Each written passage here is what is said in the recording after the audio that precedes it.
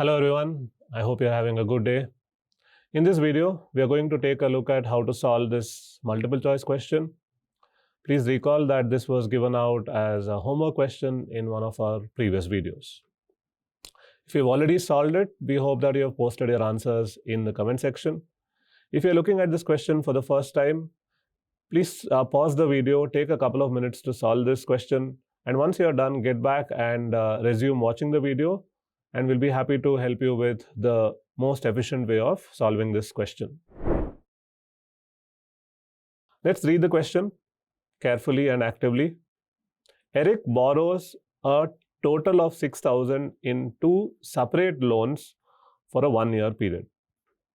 So we have Eric borrowing a total of $6,000 in two separate loans. So if we assume one of the loans to be $X, the other naturally becomes $6,000 minus X. At the end of 1 year, which means the time period for which he is supposed to pay interest is 1 year. He pays back the entire amount of each loan plus simple annual interest at the rate of 4% for the first loan. So you're paying 4% per annum SI on the first loan and 6% for the second loan. So you're paying 6% per annum SI on the second loan. The concept that you have to be aware of is how to calculate simple interest. Simple interest is the product of the principal, the time period, and the nominal rate of interest. If the interest paid on each loan is the same amount, which means SI1 equal to SI2. Now, applying the concept, SI1 would be principal into time into rate, and that should be equal to principal into time into rate. Remember, rate is given as 4% and 6%. So do not make the mistake of just plugging in 4. It has to be 4 by 100 and 6 by 100. 100 by 100 is 1. So this equation reduces to 4x equal to 36,000 minus 6x. Solving this gives us x equal to 3,600, which means he borrowed 6,000 this way. He borrowed 3,600 from one and he borrowed 2,400 from the other. Now that we have both the principal values, we can calculate SI1 or SI2 because it doesn't matter which one you calculate since they are equal. So SI1 would be 3,600 into 1 into 4 by 100, which comes out to be 144. But hey, hold on, do not fall for the trap because this is just SI1. The question asks you how much total interest did Eric pay on these two loans.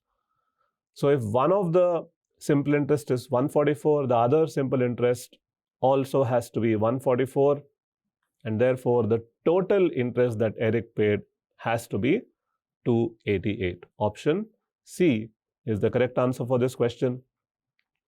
Of course, if you look at this, this is purely a mathematical approach where you have set up equations, solved for the unknowns, and then once you have got the value of the unknown, you have put it back into one of the equations and found out what you wanted to find out. Clearly, there is nothing wrong with this approach because the way this question is framed, it's not very hard to think of this approach. But what if I give you another approach that will just leave you wanting for more of that approach? What do I mean by this? What I mean is, if you have practiced elimination enough, this is a question where you will actually find a way to eliminate 4 wrong answer options without actually breaking a sweat. So let's assume I'm Eric. If I borrow all of this 6,000 at 4% per annum, right?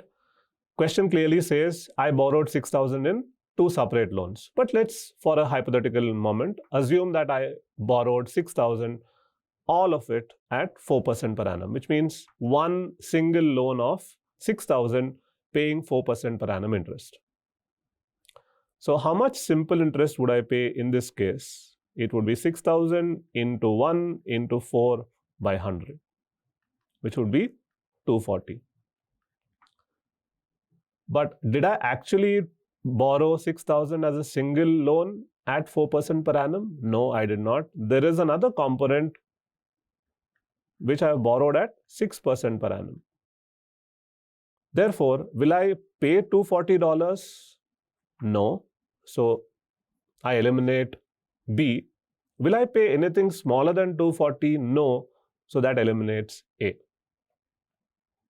Now let's look at the other side. What if I had borrowed 6,000 as a single loan at 6% per annum? How much interest would I pay in that case?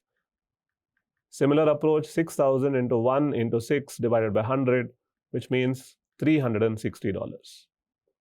But did I actually do this? No, I did not.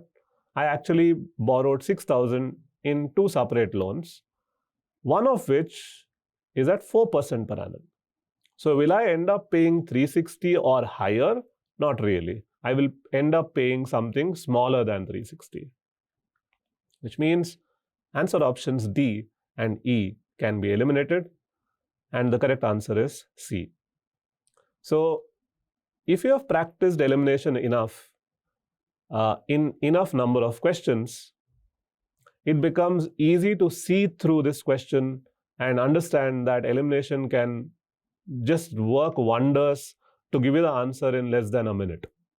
However, if you have not practiced elimination enough number of times, the mathematical approach is also not too time consuming.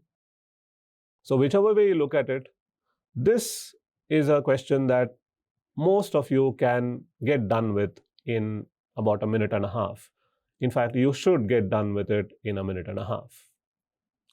So I hope you now have a clear idea of how to solve this question. If you got the right answer when you first attempted it, well done. If you fell for some of the trap answers, I hope you now understood your mistakes. And it's always good to learn from the mistakes. Don't be too hard on yourself. All of us make mistakes. The only important thing is we should not repeat our mistakes. So like we always do, here's another question for all of you to try as homework. Please work out this question at your own pace. And once you have an answer, please post your answers in the comment section and we'll be happy to get back to you. I hope you're enjoying watching these videos that we are posting on our channel as part of the Best of GRE series. If you are, please let us know by clicking on the like button. And do subscribe to our channel. Click on the bell icon so that you can get notifications of the latest videos that we are posting here to help students crack exams like the GRE and get to their dream score.